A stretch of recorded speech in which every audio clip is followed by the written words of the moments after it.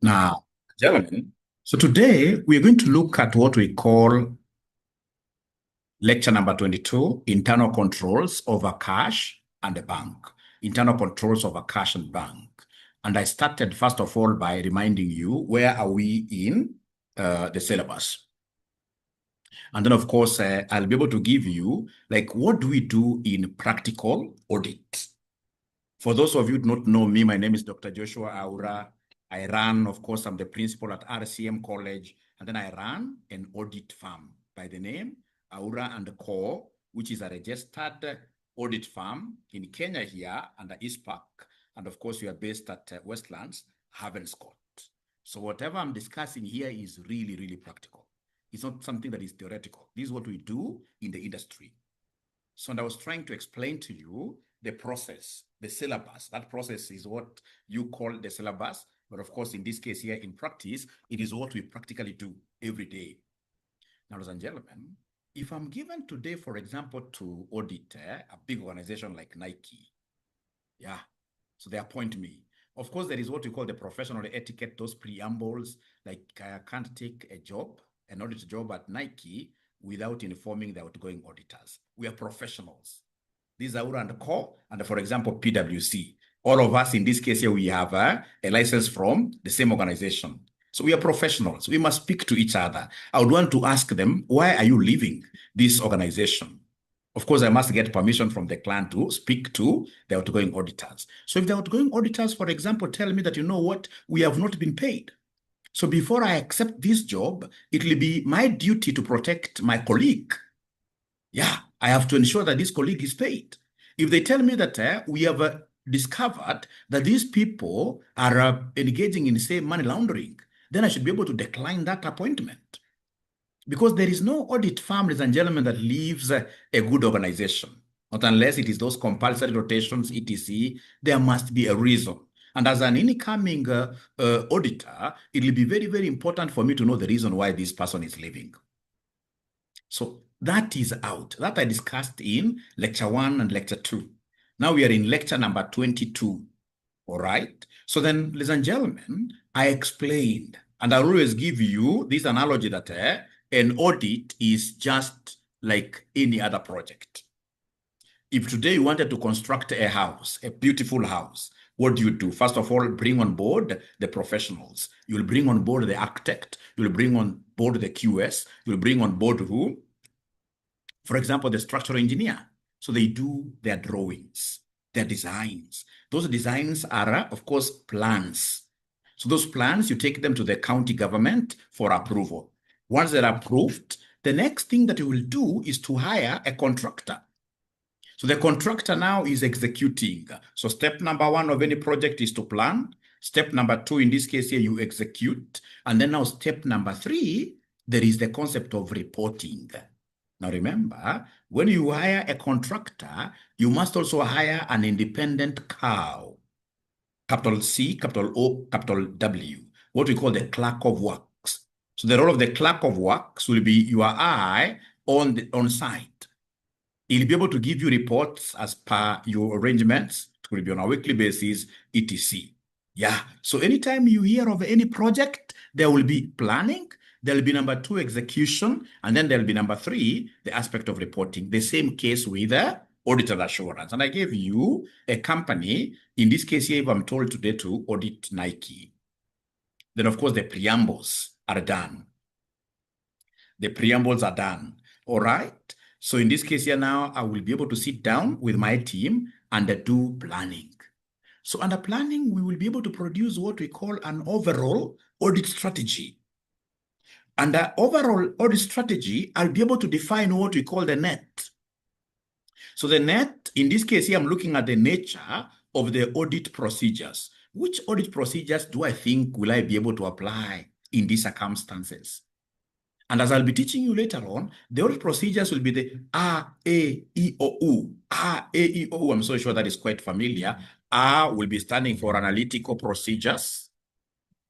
A will be inquiries and third-party confirmations. I must start thinking from the word go. Where am I going to get my evidence? Through inquiries. Who is the third party will I be able to talk with? Is it the receivables? Yeah, through what we call data circularization. I must think through. Yeah, so the net, the nature, extent, how deep will I go with my substantive, for example, tests? You know, the depth will basically be governed by how strong the internal control systems are.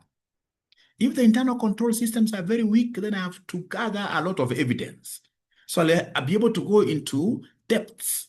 I'll be able to carry out my tests in a broad and a deep way.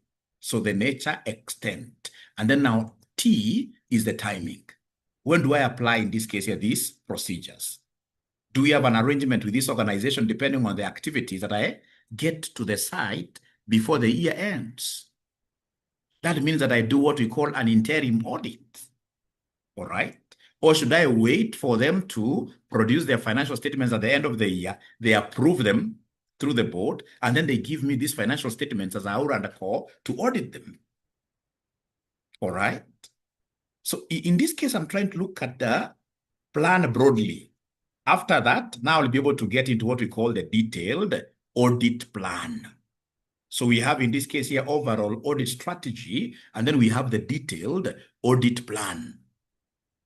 So the detailed audit plan now, this is where we look at the team.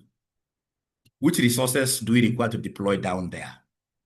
So the team we are looking at, who will be the engagement partner? Who will be able to accompany the engagement partner in this now engagement team?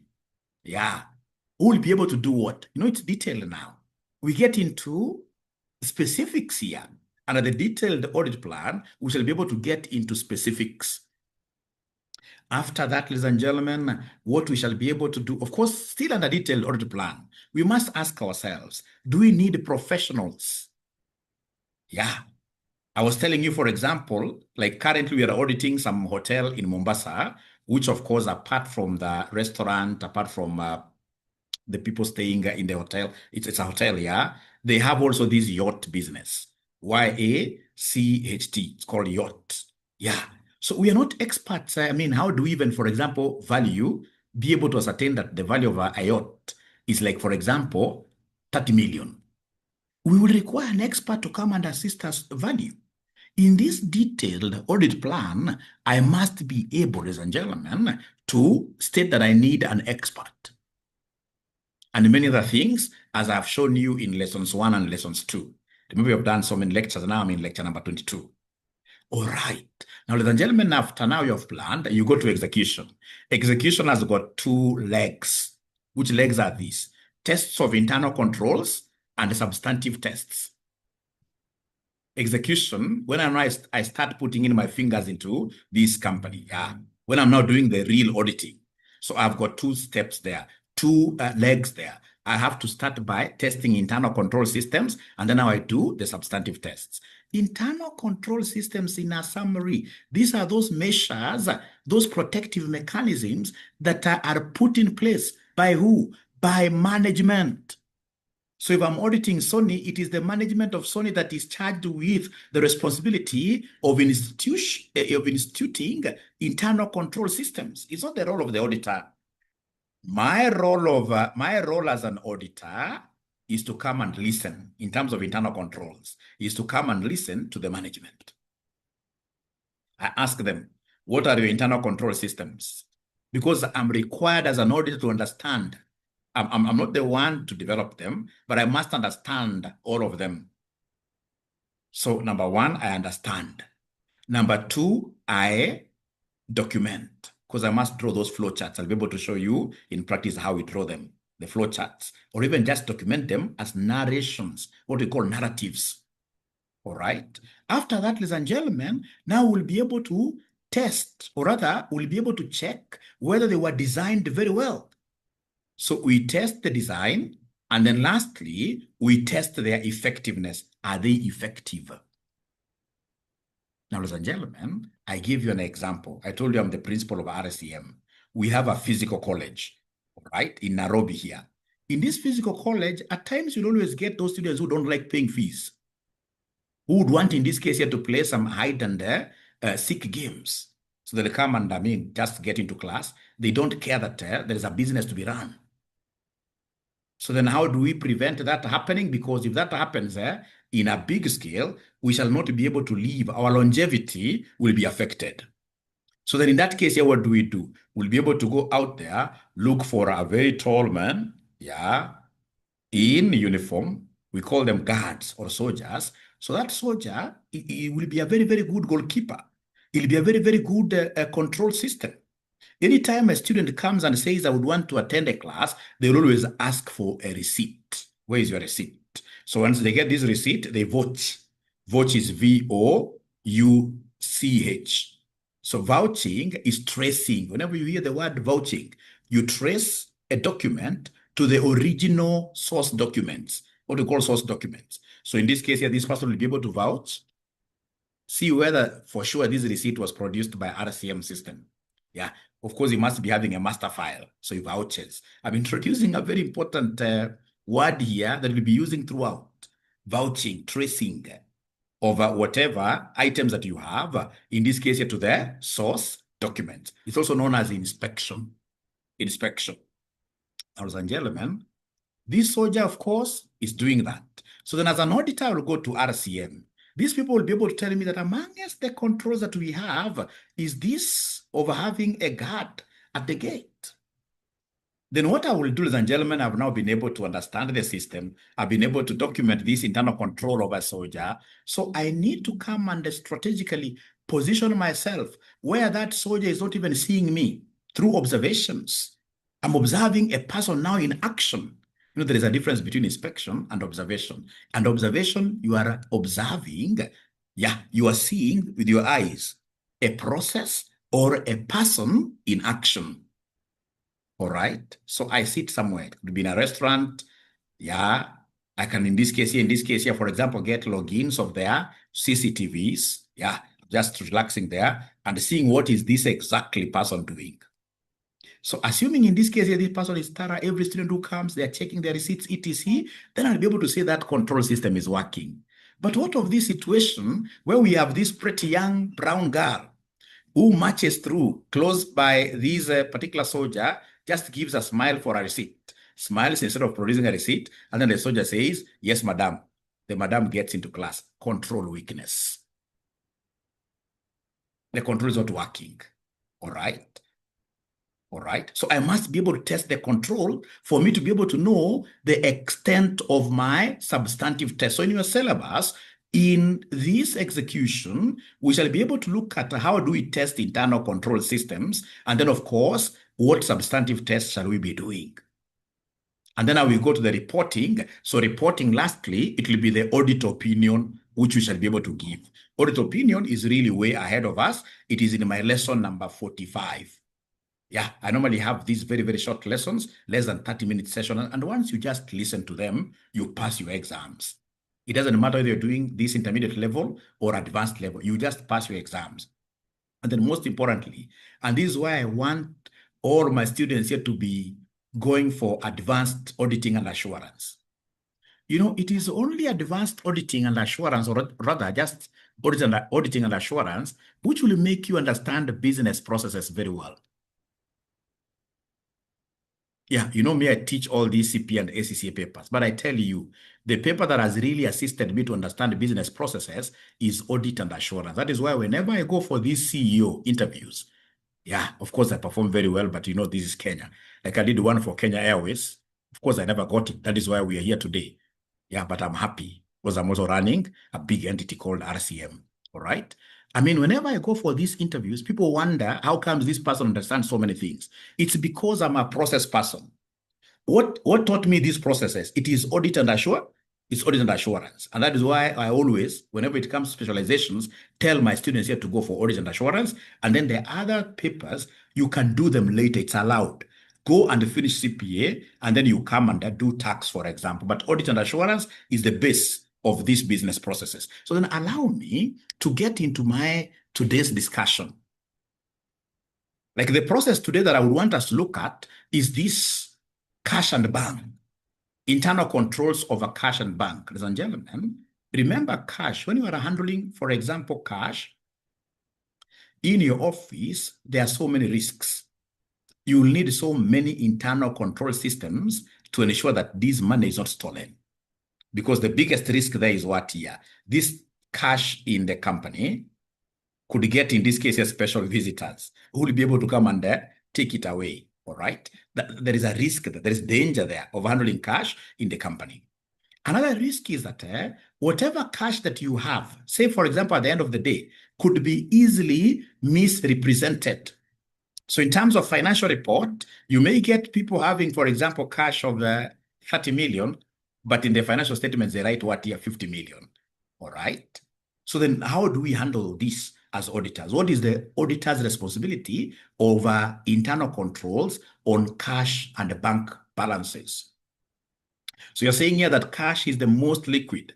Cash is the most liquid and a very vulnerable asset in an organization, whether in the form of physical cash or bank balances. Given its susceptibility to theft and misappropriation, it is crucial to implement strong internal controls around the custody, authorization, and recording of cash transactions. This topic is quite a nice one. It focuses on safeguarding of cash rather than the operational processes like purchases or revenue. Already we have done this.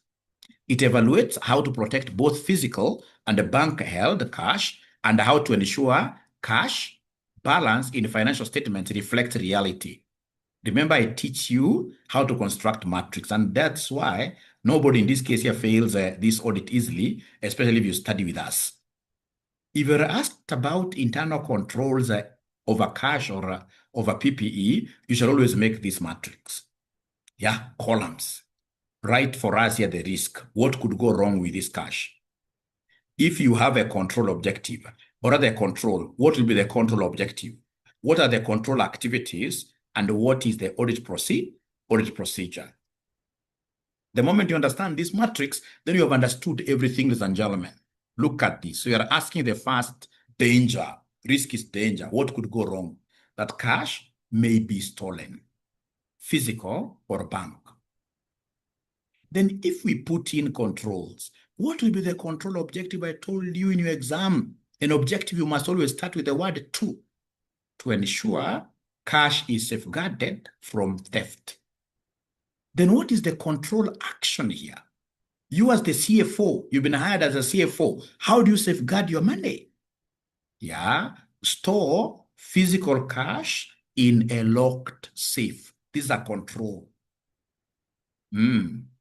Store physical cash in a locked safe. Lock and the key. Yeah, lock and the key. All right. Then you come now, the CFO's work ends here in column 3. Yeah, because CFO and of course the management, they're the ones who have the responsibility to put up these control systems in a company. Then now when I'm auditing, when they give me these books of accounts, and now they want me to come and verify. And now I'm in this execution stage as an auditor. All right. What do I do? Remember, my work basically is to collect evidence whether, for example, these internal control systems are working. So then I will be able to observe and inspect physical cash storage. Yeah, I'll be able to observe and inspect physical cash storage. Remember, ladies and gentlemen, whenever it comes to these audit procedures, you should always be thinking about what I called Aa-Cpa Kenya. Analytical procedures for A. A is an inquiries, third-party confirmations. Yeah. We have in this case here inspection for I. We have observations. Then we have U, which stands for recalculation. There is a U there. So if you're writing, you can write there very fast, Aa-Cpa. Yeah, the audit procedures. Yeah. A is analytical procedures. A is what we call an inquiry and third-party confirmations. I is inspection. O is observation. And then U is what we call recalculation. It shall be called recalculation and reperformance. Recalculation and reperformance. And I'll be able to show you from your past papers, intermediate level, advanced level. Yeah, how these questions come. How these questions come. All right. So when it comes to cash, there's so many things you can do.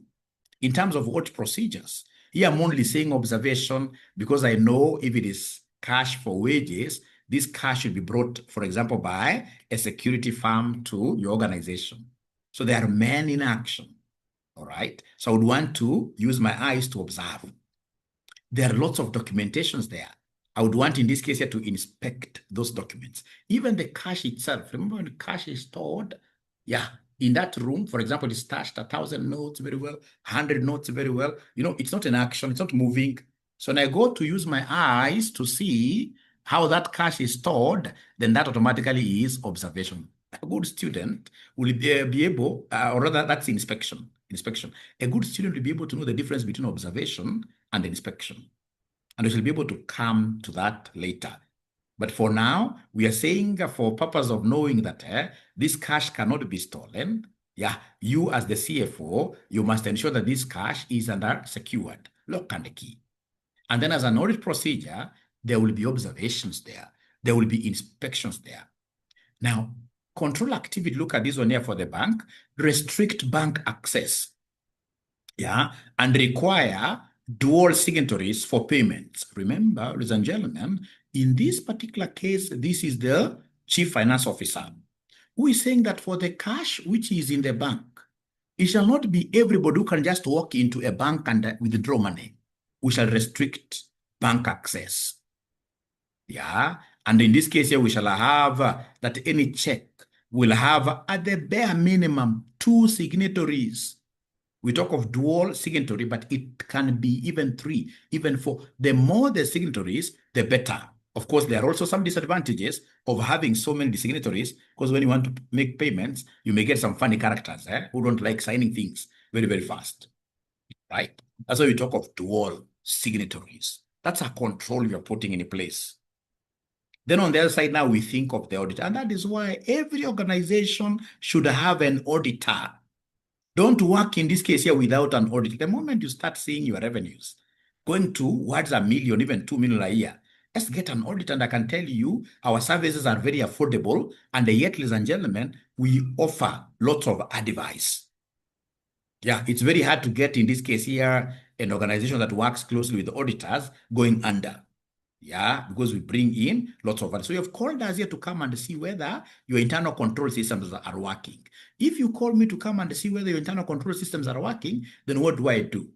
Yeah, so for example, I would review payment vouchers for this and the bank mandates to confirm 2 authorized signatories.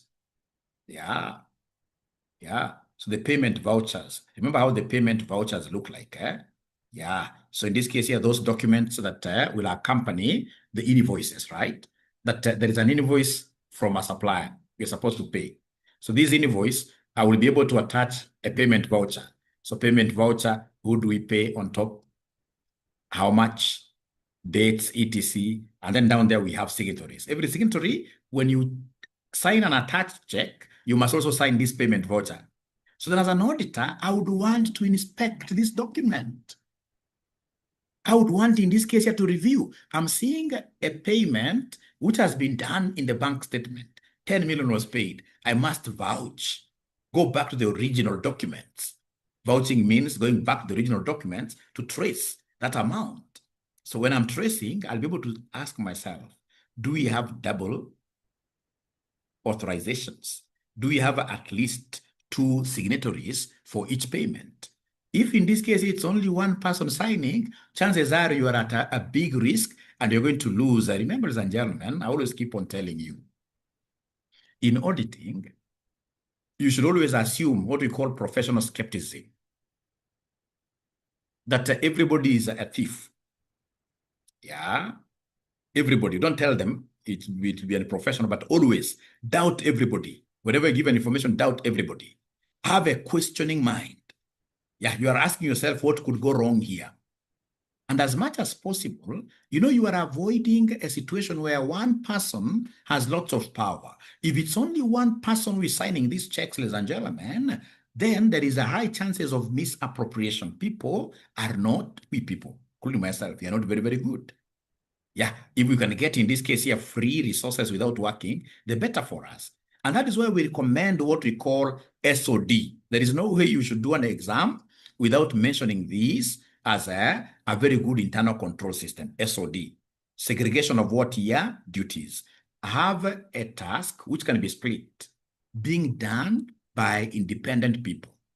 The more the people we have are getting involved in a process, the better. To aggregate is to put together. You're putting together many functions and have those functions being done by one person. That is wrong. Don't aggregate, please segregate. When you talk of two signatories, that's a very good way of ensuring that a transaction, a process is being seen by more than one person. SOD. Yeah, as we get along, you'll be able to get used to this audit language, which is really great. Really great. Now, ladies and gentlemen, what is the other risk, or rather, what is the other risk, yes, which can affect us here? That this cash that we have is misstated. It has an error in the financial statements. So cash misstated in the financial statements. If we have a control, to ensure that this cash is recorded, or rather ensure recorded cash equals actual bank balances. Yeah, whatever in this case has been recorded as cash in the financial statement will be exactly equal to cash and the bank balances in the bank statement. That is the control objective. Then what are the control activities will you be able to put in place, you as the CFO, to ensure, ladies and gentlemen, that everything is casting, CAST, casting, and ensure that we perform regular bank reconciliations. There'll be a lot of countings to be done. There'll be a lot of reconciliations to be done. Then as an auditor, when you call me on the other side of the coin, what will I be able to do? Mine, remember, is very easy. Mine is to inspect. Mine is to observe. Mine is to do calculations. Mine is to recalculations. Mine is to perform. So in this case, I'll obtain and inspect sample bank reconciliation what year statements.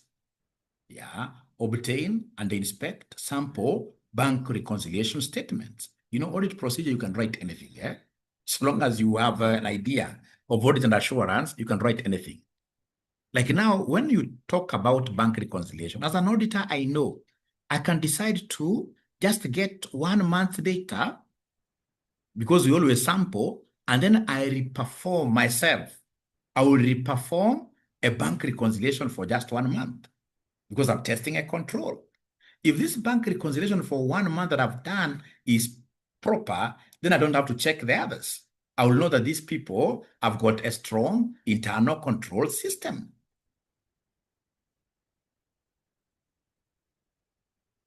All right. So do we have any other thing that can go wrong? Let's talk about auditors' responsibilities over cash and bank controls. I already have discussed this. So an area, physical cash security. As an auditor, I will visit premises and observe whether cash is stored in a secure, locked location. Bank reconciliation, inspect monthly reconciliation reports and test whether unreconciling items are resolved promptly. One of the challenges we normally get, ladies and gentlemen, in terms of these reconciliations, you'll get a situation where the company is doing reconciliations, but whenever there are irreconcilable items, they are left open for so long. If they are left open for so long, then that is danger. Yeah, if they're not reconciling, and of course they're not able to work on the matter, to resolve that matter very quickly, there must be something that is being cooked. So what we normally do is to ask, when was this reconciliation done? They tell you it was done on 31st January. How comes in this case here up to March, the irreconcilable items of January, how comes those things have not been resolved? How comes they stand unresolved? When you realize they're taking too much time to close irreconcilable items, then that is a control weakness. That's a control weakness. That's a control weakness. Now, ladies and gentlemen, please come here. You're going on very well, and you're almost finishing. Oops, sorry. Yeah, we have in this case, ladies and gentlemen, a role of a dual authorization. Yeah, so the auditor's action is to select a sample of bank payments and verify that each was approved by 2 authorized signatories. All right. And basically, even in our management letters, ladies and gentlemen, like one that we did just the other day, yeah, you'll get like there are 4 signatories.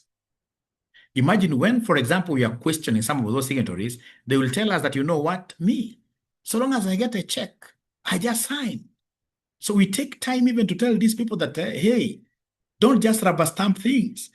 When you are taken up as a signatory, you have a bigger responsibility. In the future, the other directors of the firm will be able to say, hey, as we are not responsible for any payments that were done, whenever a check is brought on your table, you as a signatory, you have a bigger responsibility. And ensure that you are signing, your signature is on a check, which of course has been brought with a proper accompanying documents, and that this payment is authentic.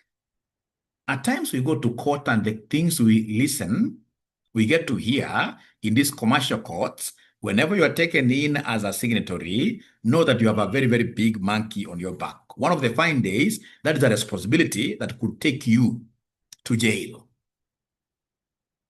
And I can tell you, over 75% of signatories that we have been dealing with, they will tell you all the time, when you try, in this case, of course, in audit, remember in audit, I've got a 360 degrees access to evidence. So when I'm talking this, they'll tell you that, you ask them, are you aware of this check? No.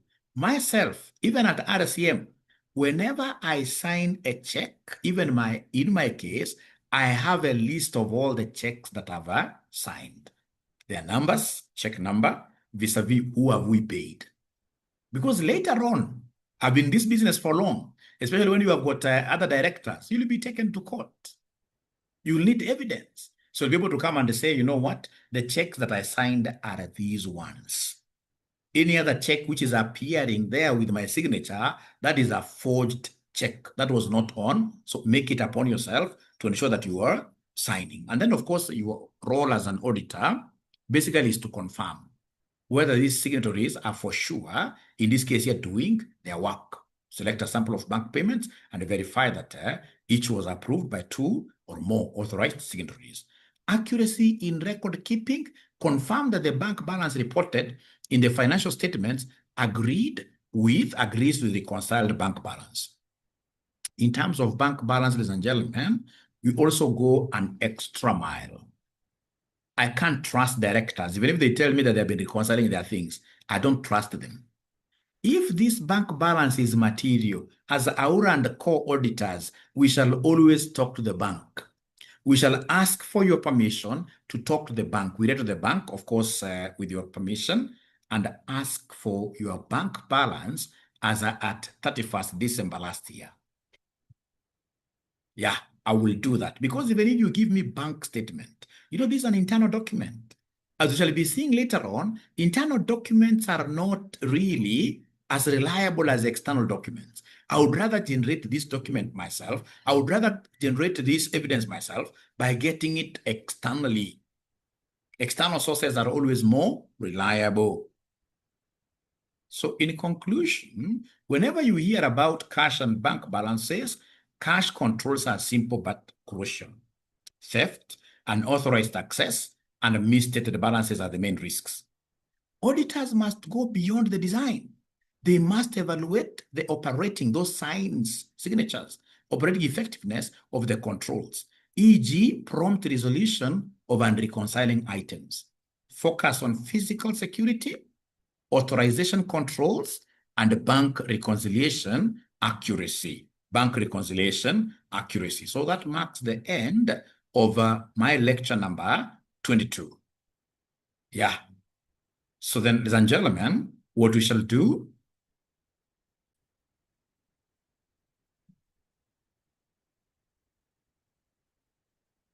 so now, welcome to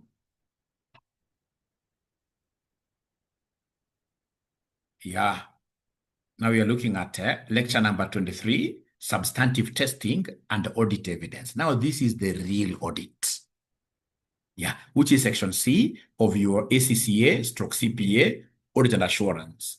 But first of all, it will be very important for you to know where we are in this audit journey.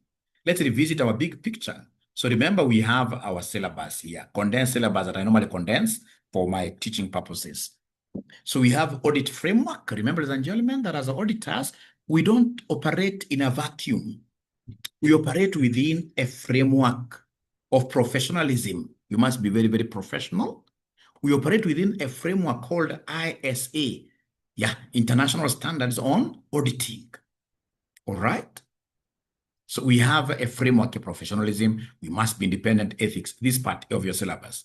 Then we go to planning the audit, where we shall be able to look at risk assessment, materiality, and audit strategy. These already have done in your earlier lessons. If you aren't there, you need to get those videos and watch them. Then we have control testing, which is the topic that I've been able to finish.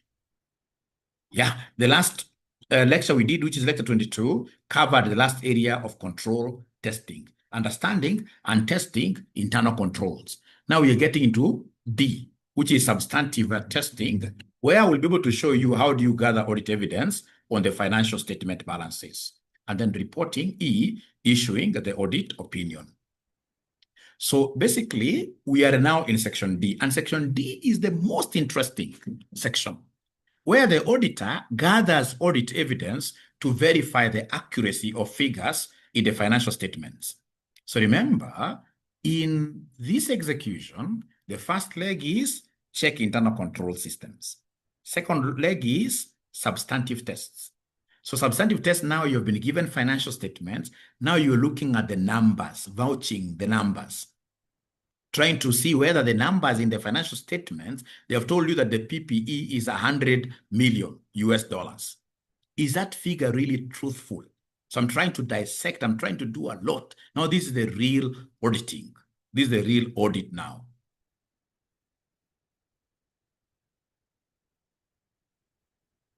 So it is what I call number surgery. So here you will be surgeons.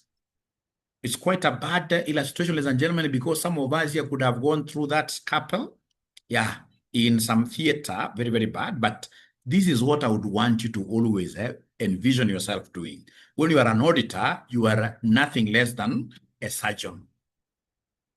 A surgeon. Because you're dissecting numbers. So it was what I call number surgery. This is where we roll up our sleeves, grab our audit scalpels, and dissect the financial figures to see if they are healthy or hiding any fraudulent cancerous tumors. And this is your scalpel, ladies and gentlemen. So you shall be going through each number, cutting the numbers. You're cutting those numbers using this scalpel to see where those numbers are really healthy. Are they accurate or they're not accurate? So this is our scalpel.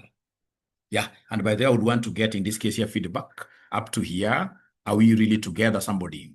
Up to here, are you able to follow what I'm talking about?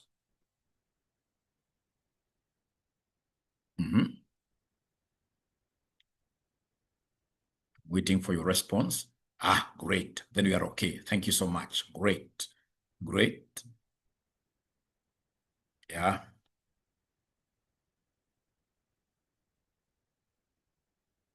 So then, what is substantive testing? Substantive testing, this refers to procedures performed by the auditor to detect errors, to detect material misstatements in financial statement, account balances, classes of transactions, and disclosures. So any test that you put in place to be able to test your numbers, to detect what we call material misstatements, those are errors, in financial statements, account balances, classes of transactions, and disclosures are what we call substantive testing. Remember, substantive means what here comes from the word substantial, doing a lot of work. The depth now will be what here will be very big. We shall be able to get into deeper and deeper as we do the excavations to defend the numbers, to see whether the directors were able to come up with the numbers nicely.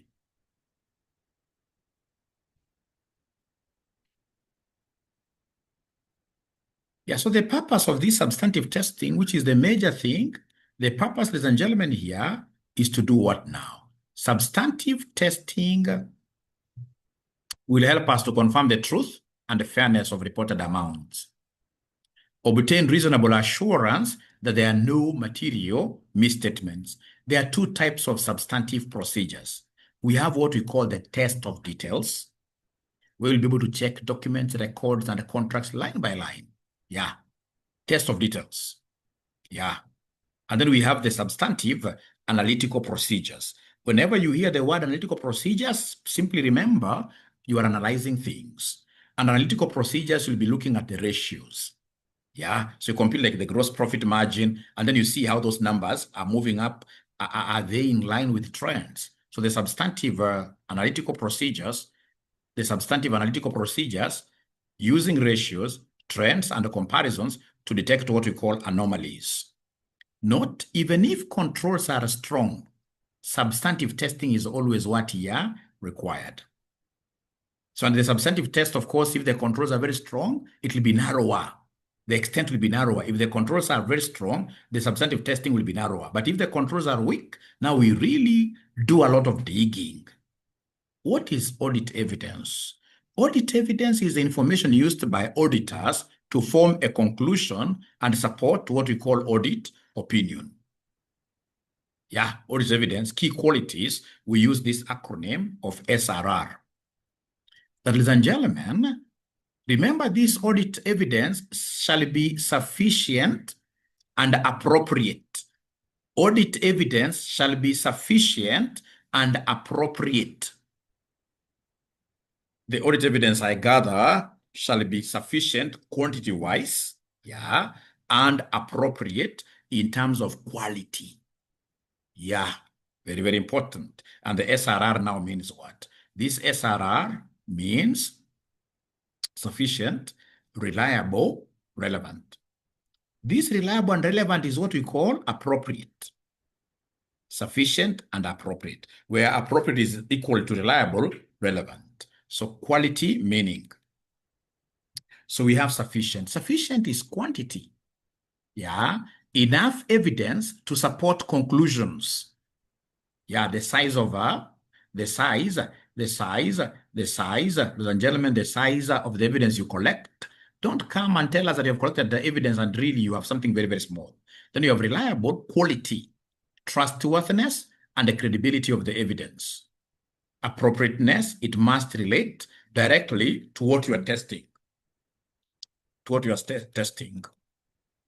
Factors affecting sufficiency, the quantity of audit evidence. Risk of misstatement. If the risk of misstatement is very high, then you need lots of evidence. Collect larger sample sizes. Materiality. If the figures you have are highly material, then you need more audit effort and documentation. Reliability. If you need more reliable, or rather if you have more reliable evidence, if in this case here, ladies and gentlemen, reliability, look at this impact here, reliability, more reliable evidence, then less may be needed.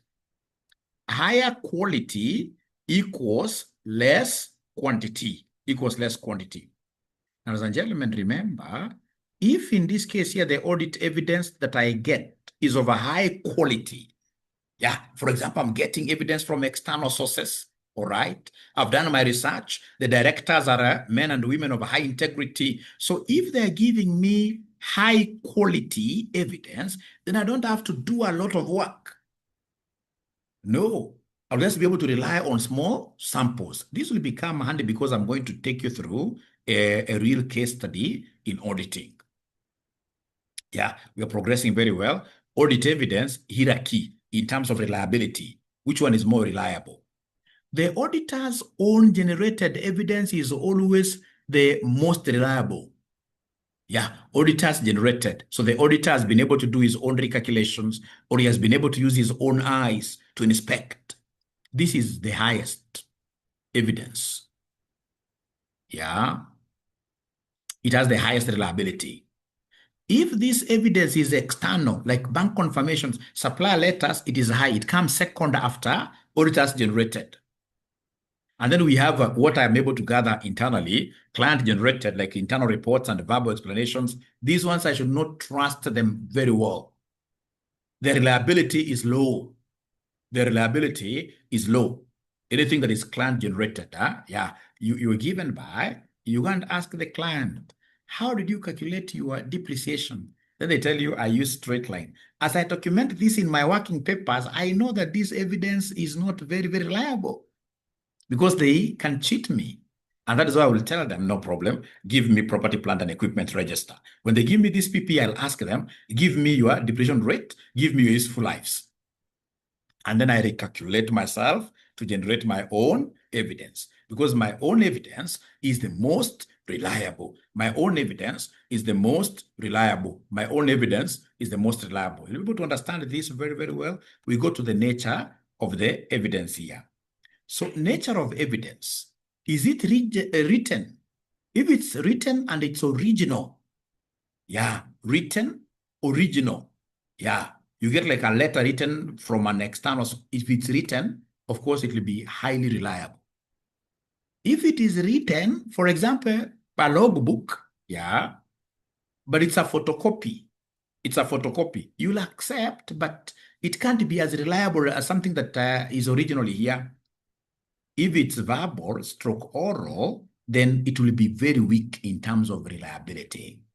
So for you, as you go to audit, always be asking for original documents. Ask to see original documents, because original documents will be more reliable. So you ask to get original documents. As auditors, depending on the size of the client, nowadays we have our own photocopiers. Let us be the ones photocopying them.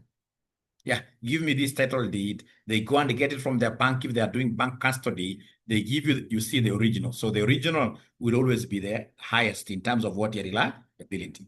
But when I ask for this logbook and then they bring me a copy, I will accept it, right? But I'll still have to do quite a lot, because it's not as reliable as the very original.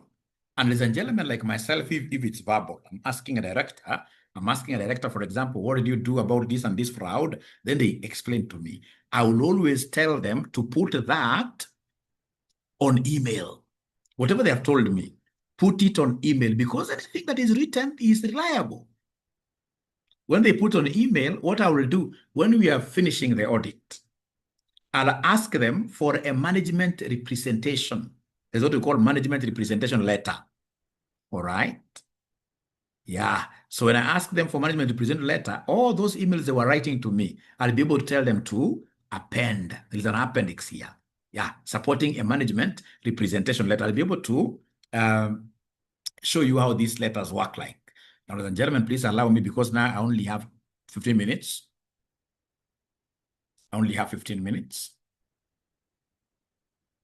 So a good auditor always aims for external, original, and written evidence whenever possible. A good auditor always aims for external, original, written evidence whenever possible. Relevance of audit evidence. Audit evidence must match what you are trying to test for it to be relevant. You can't use the wrong test for the wrong item. You can't use the wrong test for the wrong item. Examples, don't worry about this. Bank confirmation for bank balance. This is very relevant. You want in this case here to get the bank confirming to you. How much was in the bank? This is relevant. How about customer confirming that you have written a letter to your customers to confirm interest expense? I mean, this will be very, very awkward, because they don't have access to your interest, to your account, to know how much interest you paid for your loan. So this one here will not be relevant. So whenever we talk about, ladies and gentlemen, relevance of audit evidence must match what you're trying to test. You can't use the wrong test for the wrong item. These will come in handy as we progress. Number 7, and I'm almost finishing, audit assertions. Ladies and gentlemen, to assert is to try to prove a point. You are asserting authority. You are stating things as if they are factual. So whenever you hear of management assertions, these are the management beliefs as they prepare the financial statements. So these managers would want us to believe what they're stating. They would want us to believe that, for example, the financial statements are accurate. The financial statements are what year? For example, they are complete. Yeah. For example, they have rights and obligations over whatever that is there. I'll be able to explain that. That's an assertion. And if you don't get this right, then you'll always have a problem with audit and assurance, both at the intermediate level and at the advanced level. Audit assertions, the goalposts of substantive testing. A good striker, especially if there are Arsenal strikers, a good striker must aim at the goalpost, or they will never score. A good auditor must aim at the correct assertion, or they will never get assurance. So assertions will be our audit objectives. They will be your goalposts. Don't miss this. Every substantive test must aim at a specific audit assertion. These are the targets of your audit evidence. So for account balances, e.g. assets, liabilities, we shall be using this acronym. For account balances, like assets, liabilities, equity, these are statement of financial position items. We shall be using this acronym. I call them mnemonic. They assist you to remember, memory, to memorize. Mnemonic. EVCRP. Every value can reflect properly. Every value can reflect properly. So whenever you hear of substantive tests of the statement of financial position, substantive tests of the balance sheet, always remember every value, EVCRP. Every value can reflect properly. Every value can reflect properly. So we have here, every value can reflect properly. Where E stands for existence, the assets, whatever, must be valued very well. C stands for completeness. R stands for what we call rights and obligations. And then lastly, how have they been presented in the financial statements, in this statement of financial position. Existence, ladies and gentlemen, yeah, the assets and liabilities exist at the reporting date. As an auditor, I must be able to test this assertion. Do they exist? So to see where they exist, for example, I may want to observe to see where they're existing and where they are working. I may want to observe, for example, your lorry is in action, moving. I may want to inspect documents, to use my eyes. So, ladies and gentlemen, remember, you will be forced here to always remember these memory verses. We call them mnemonics. They are very, very important. For the statement of financial position, I shall always be required to remember this one. Every value can reflect properly. So when you go to your workplace today, always remember this acronym. Every value can reflect properly. Yeah. So V is valuation. The statement of financial position items are recorded at their correct value, e.g. fair value or amortized cost. Then completeness. All assets and liabilities should be recorded, are included. So remember, like if you look at our pending bills, we have what we call pending bills in most of these countries. Yeah, you look at most governments are not really seized over, like what is their actual liability? Most governments. Why? Because that register is never complete. Even assets, as well as national governments, you'll get national governments leaving out very many assets from their property, plant, and equipment register. So you're saying there is an assertion on the statement of financial position called valuation. We have, in this case, existence. Do they exist? Then we have what we call completeness. Ensure that those registers are complete.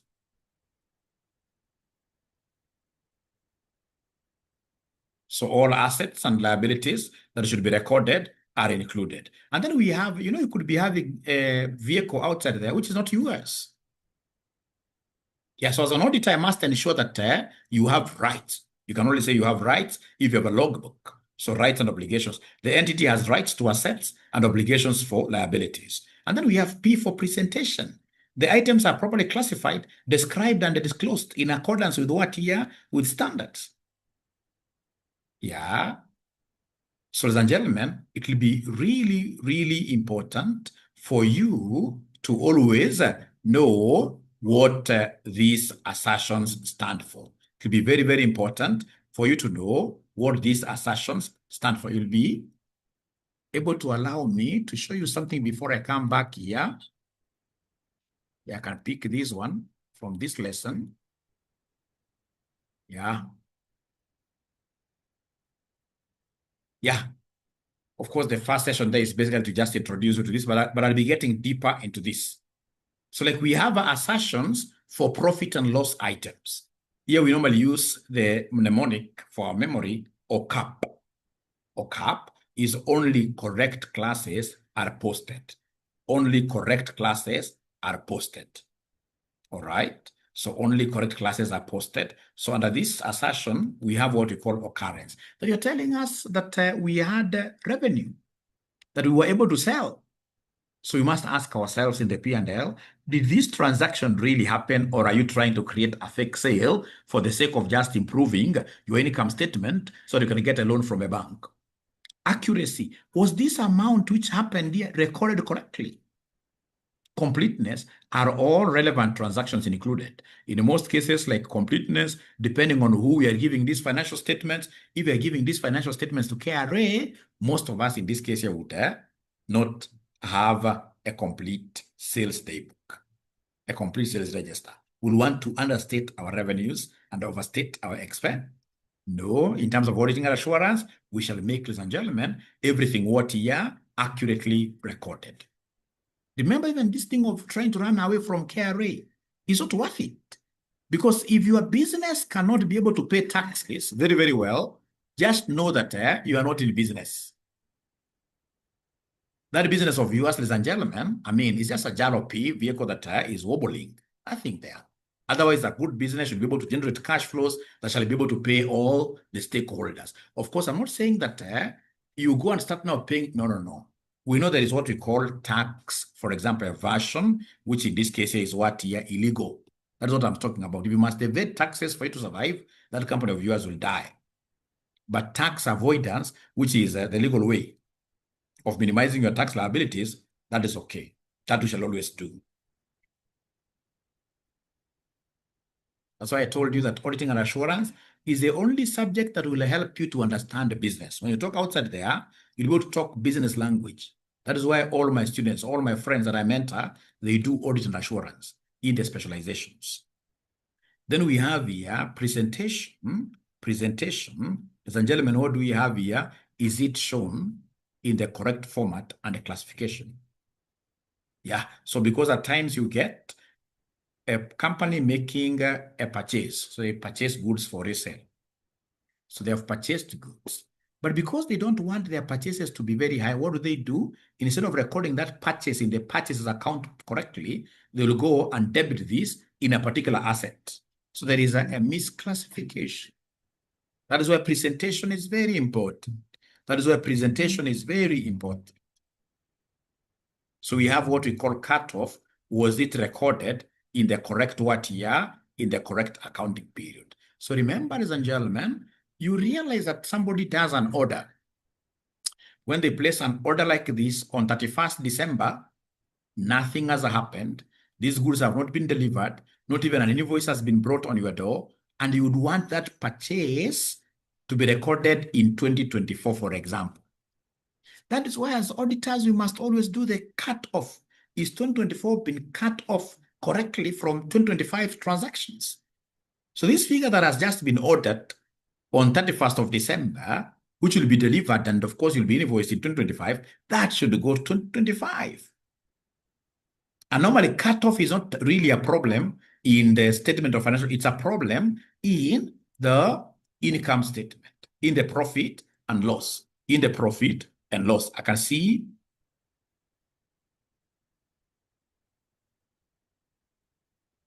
all right, Stephen, we are overcoming. We are overcoming. We are overcoming. We can talk behind the tent, right?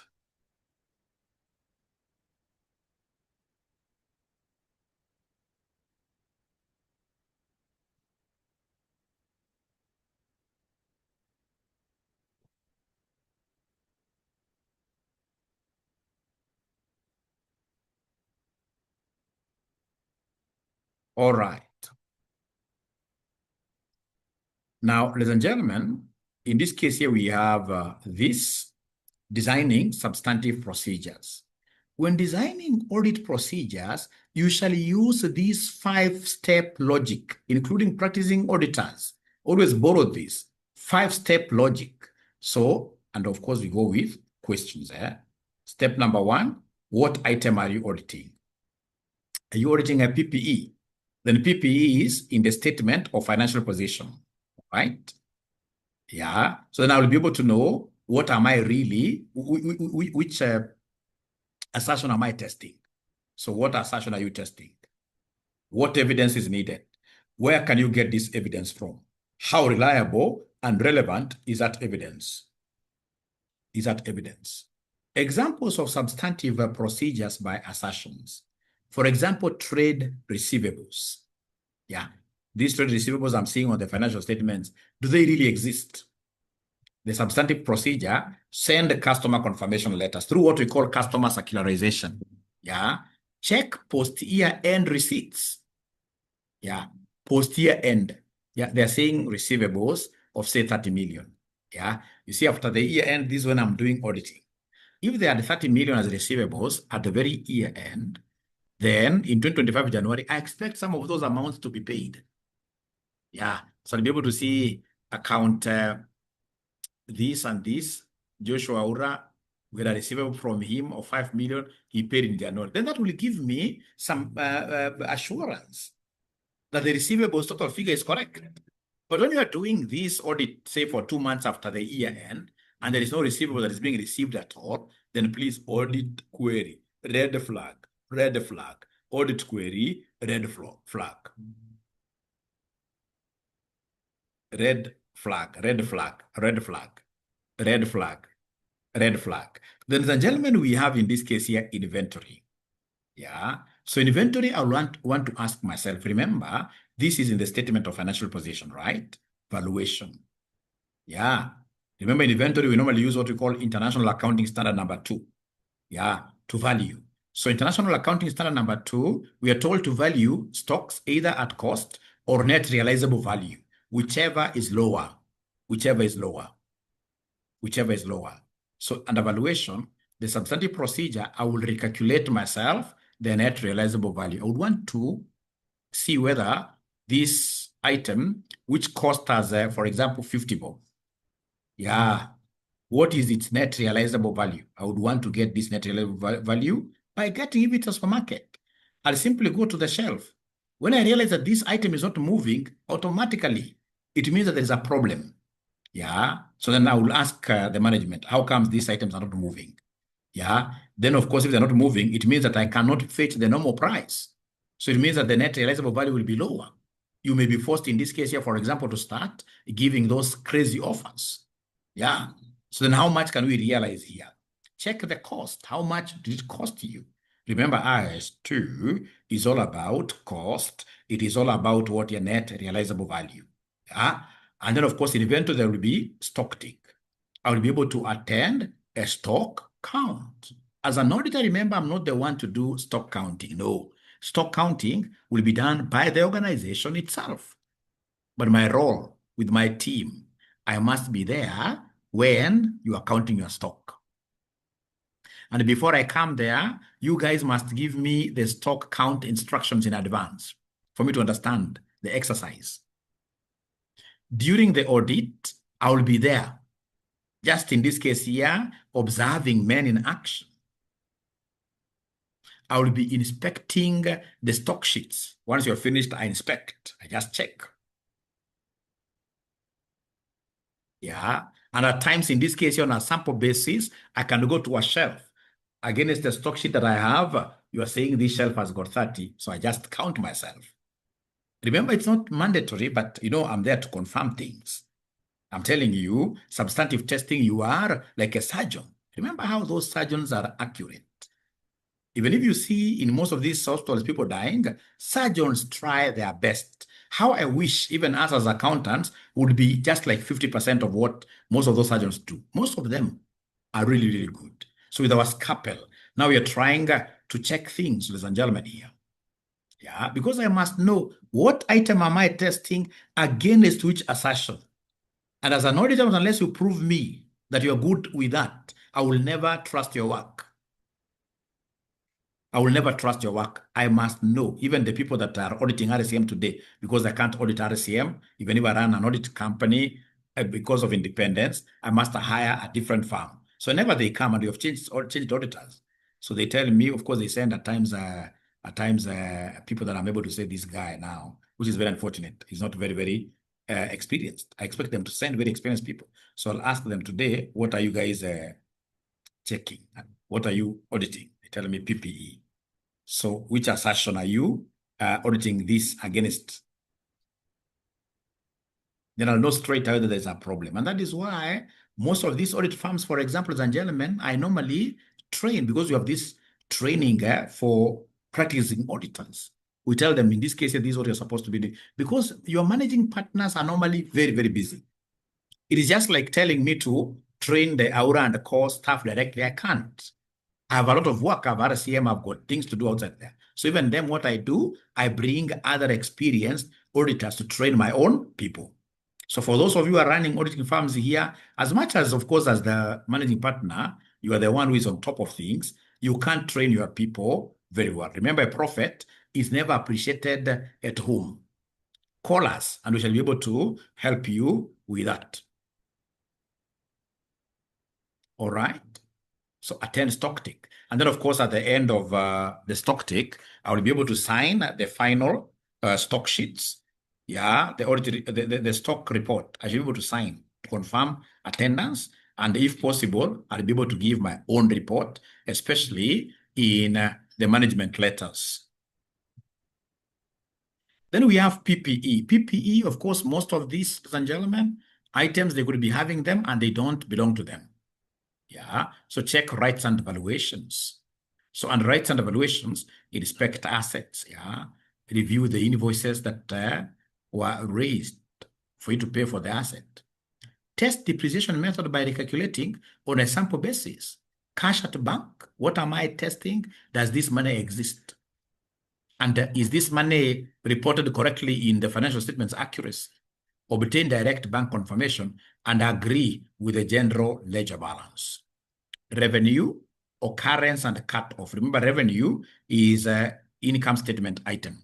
So occurrence and cut-off match sales invoices to dispatch notes and year-end cut-off testing. I'll be able to explain this better in the subsequent lesson. Today, I just want us to look at the overall. Expenses, are they accurate? Vouch. Vouch means you are tracing your expenditure to the original documents, to the supporting documents. So vouch expenses to supporting invoices and contracts. So exams tips for this section D, substantive testing, ladies and gentlemen, always link the procedure to an assertion. Use reliable and relevant audit evidence. Use clear audit verbs. Don't just start saying things anyhowly. Inspect, confirm, recalculate, agree, review, cast, C-A-S-T. Avoid vague terms like check or just look at. No, those are vague. Practice writing procedures. This is a high mark area in the exam. Practicing writing procedures. So, ladies and gentlemen, the takeaway here, remember, key concept, substantive testing focuses on gathering evidence to verify the figures in the financial statements. Use your scalpel that I showed you up there to dissect those numbers to see whether they're truthful. Audit evidence is a 500, must be sufficient, reliable, and relevant. Assertions are the goalposts of any audit procedures. Design of audit tests, they must be logical, targeted. For you to score, you must target the ball to the goal, and clearly written, and clearly written, and clearly written. So, ladies and gentlemen, during the day, I'll be able to cover this lecture 24. So that is the end of my today's